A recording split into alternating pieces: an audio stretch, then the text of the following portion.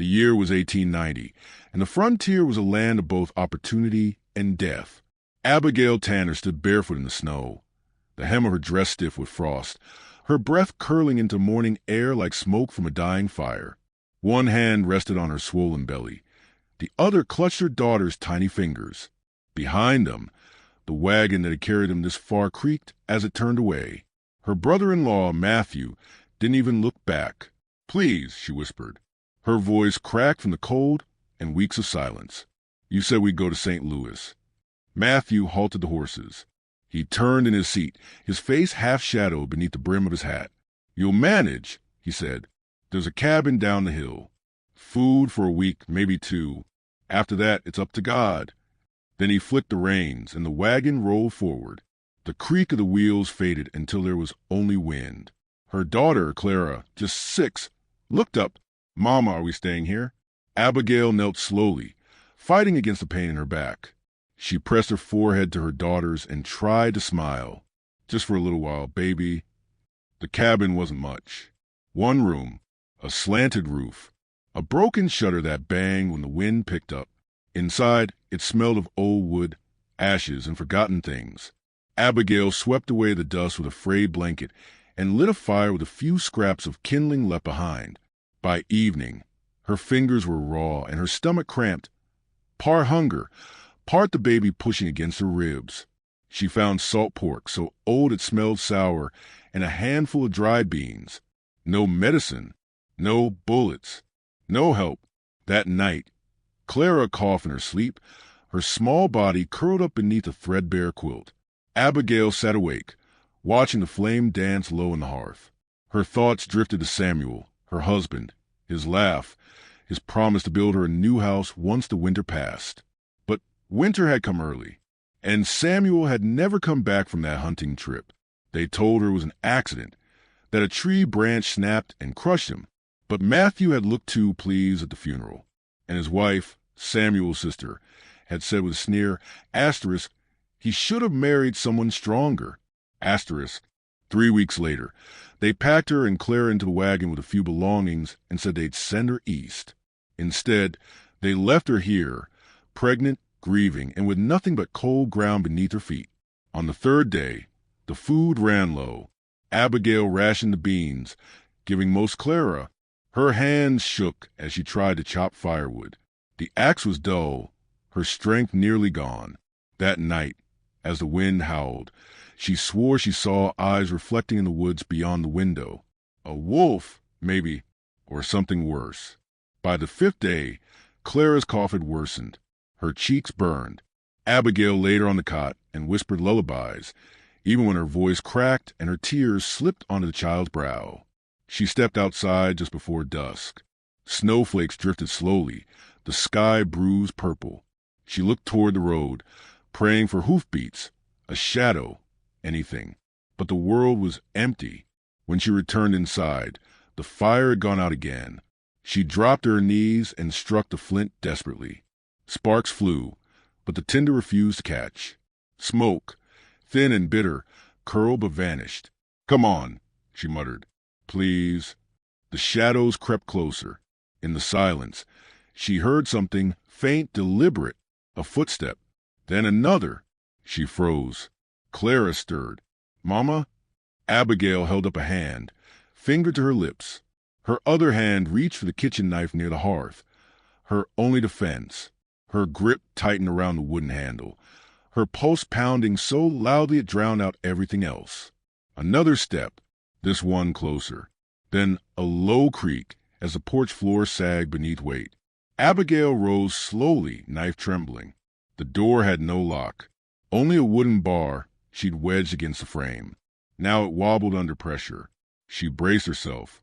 A knock, not hard, not frantic, but slow, deliberate. Her voice came out in a whisper. "Who's there?" No answer. Clara whimpered from the cot. The knock came again, 3 times. Then silence. Abigail moved toward the door, heart in her throat, eyes scanning for escape, but there was none. The window was too small. The axe lay by the hearth, useless unless she got close. She pressed her ear to the wood. Nothing. No wind. No voice, just waiting. She eased the bar aside. The door groaned open an inch, and she saw him.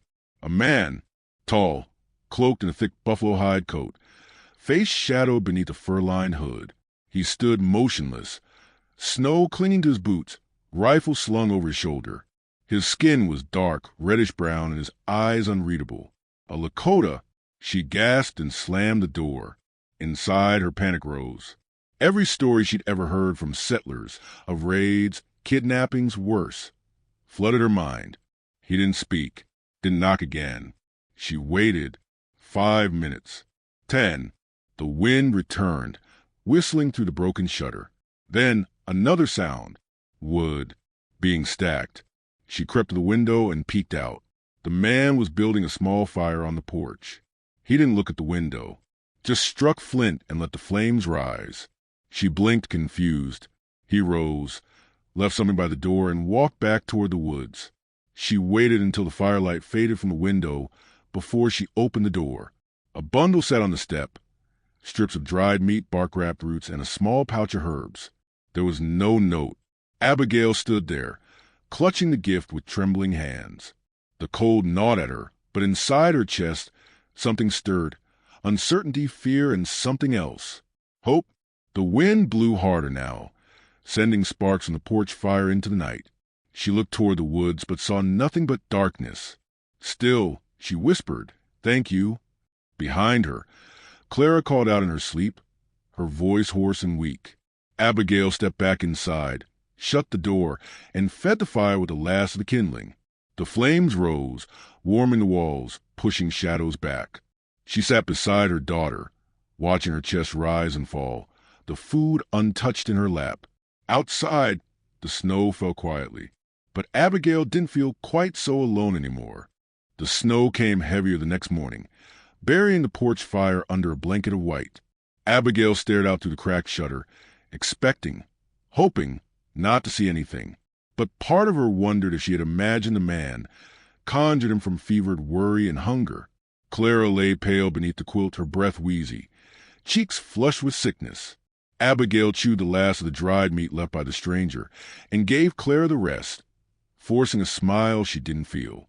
Her own stomach cramped with hunger. She pushed it aside. By midday the wind stilled. A silence followed, thick, expectant. Then came the sound.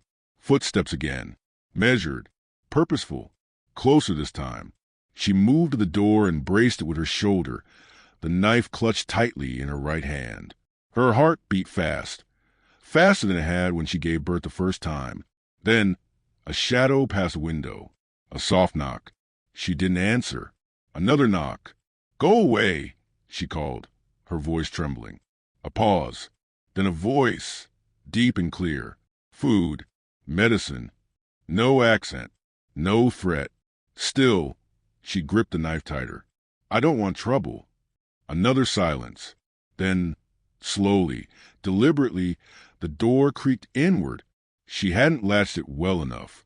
The man stepped in, hands visible, palms up, no rifle in hand, no blade drawn. His dark eyes flicked the knife she held. Then to the child behind her. He said nothing. Abigail took a step back.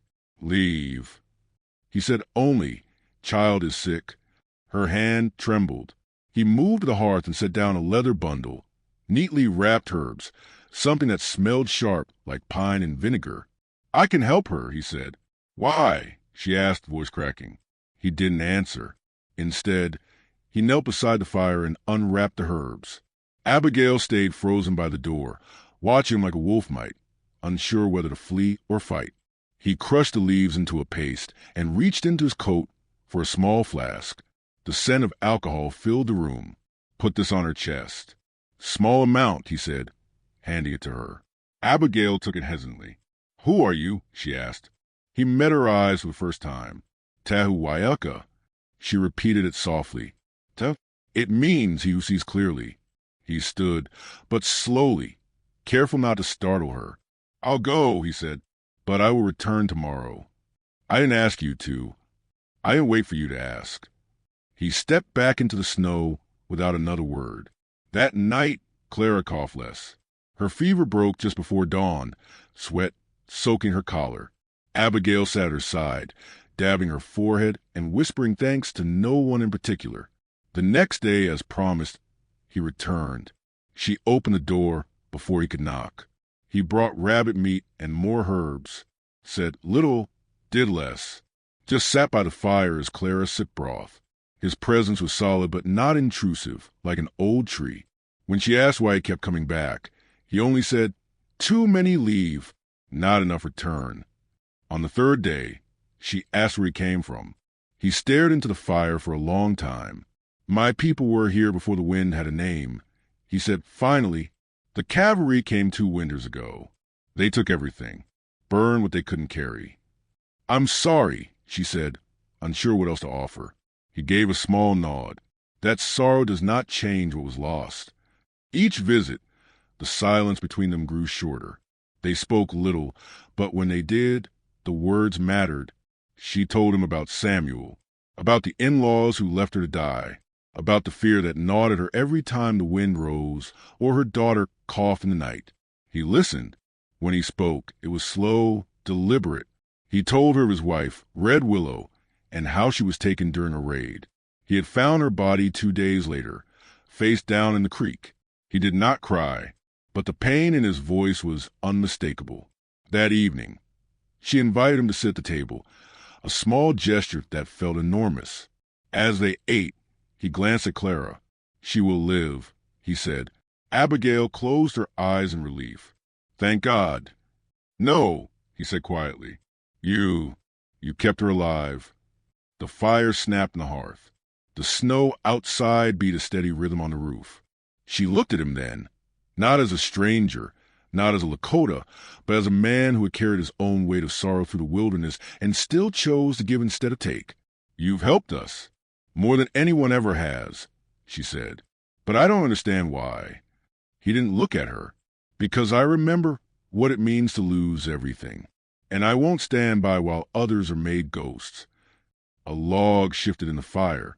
Sparks climbed upward. Later that night, long after Clara had fallen asleep, Abigail stepped outside. The wind had calmed, the snow a soft hush beneath her feet. She saw him sitting near the tree, leaning back straight, as if keeping watch. She approached slowly, the chill biting through her shawl. "You don't have to guard us," she said. "I do." "Why?" He looked up at the stars. "Because your enemies are not far behind." Her blood ran cold. "What do you mean?" "I found fresh tracks. Boot prints. 6 men. They circled the cabin once, then left. For now." Her heart pounded. "Matthew," she said. Tahu nodded once. "They'll come back." "Yes." "How soon?"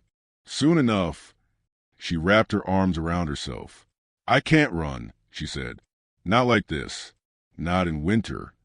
He looked at her then, his face unreadable. "Then we don't run." She stared at him, surprised. "You'd help me fight?" He said nothing for a long time. Then, "I have already chosen not to look away."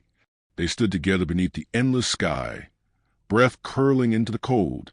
For a moment, nothing moved. Not the wind, not the trees. Just the two of them, 2 lives scraped raw by the world, finding strange comfort in the firelight and the snow. Then Clara called from the doorway, and Abigail turned. When she looked back, Tahu was already gone, but in the snow his footprints remained, leading back to the trees and perhaps toward something neither of them had planned for. The scream of a horse shattered the dawn. Abigail jolted upright, heart hammering. Clara stirred beside her, eyes fluttering open. The fire in the hearth had died sometime in the night, leaving the cabin cold and dim. Then came the second sound, a man's voice, muffled but sharp. "Search around back." She scrambled to her feet, pulling Clara close.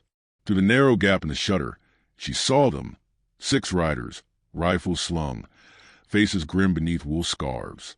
One of them dismounted and kicked at the door with a boot. Another circled toward the rear. Her pulse roared in her ears. Matthew. She recognized his bulk, the way he sat his saddle like a man entitled to the land beneath him. His eyes swept the cabin with calm malice. "She's in there," he said. I want them both alive. Alive. That meant worse than death. She yanked Clara behind her and grabbed the knife, now dull from too much use. It was useless against guns. Then, without warning, the door burst inward. Abigail slashed wildly. A man ducked, cursed, raised above his rifle. A shot cracked. The man staggered, dropped to his knees.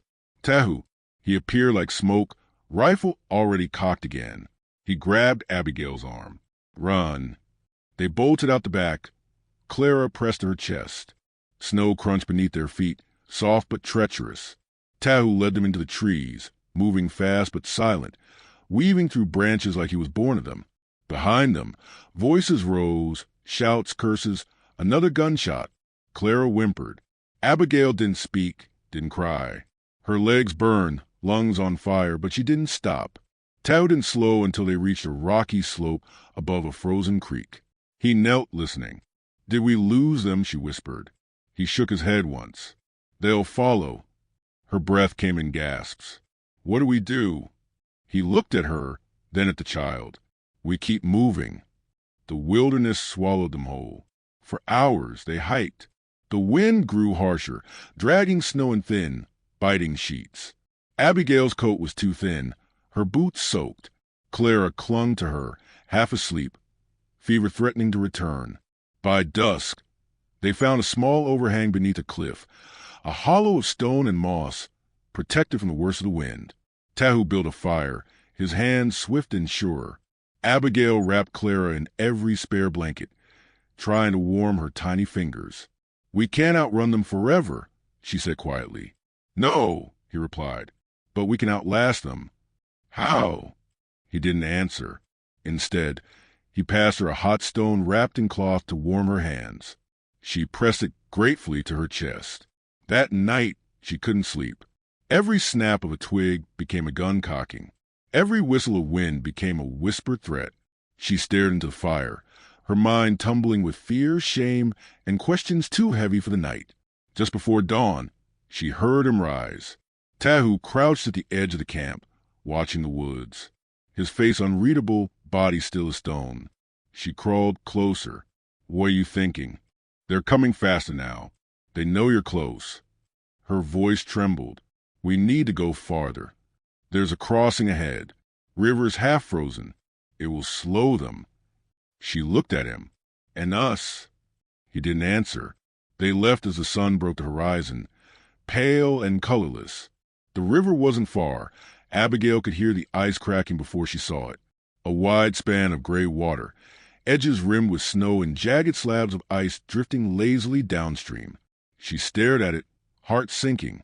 I can't. You can, he said. I'll carry her. Follow me. Step where I step. She nodded, swallowing fear. Tahu slung Clara onto his back and stepped onto the ice. Abigail followed, each footfall a prayer. The ice groaned beneath them, moaned like a wounded animal. Halfway across, a piece shifted. Water surged through a crack, dark and frigid. Tahu paused, eye scanning. Then it happened. A gunshot echoed behind them. Abigail screamed. Clara cried out. Another shot. Ice shattered. Tahu slipped, then caught himself. Run, he barked. She did. The ice buckled behind her.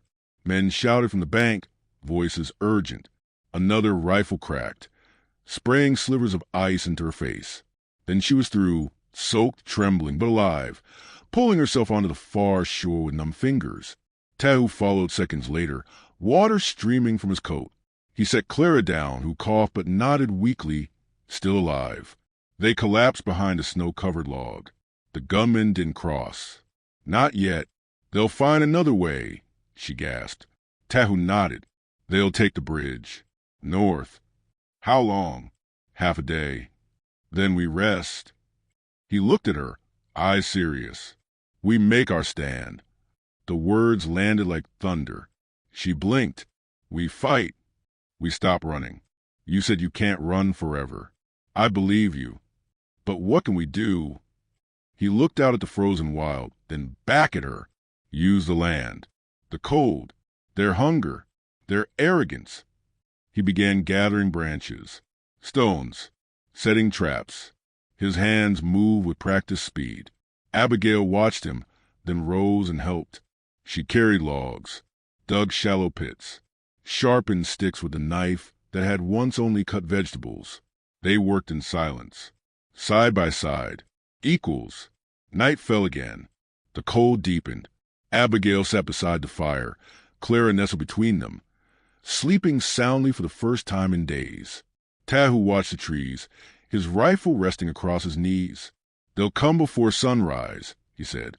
She nodded. Her eyes were raw, but her spine was straight. "I'm not afraid anymore." He glanced at her, a flicker of something in his gaze. Pride, maybe admiration. "You shouldn't be." She looked at the child between them, then at the man who had saved her more times than she could count. And she knew, whatever came next, she wouldn't be alone. Not anymore. Beyond the fire's glow, the forest waited, still and silent. But somewhere in the dark, death was moving toward them. And this time, they would meet it head-on. The snow began falling just before dawn, thick, slow, and soundless.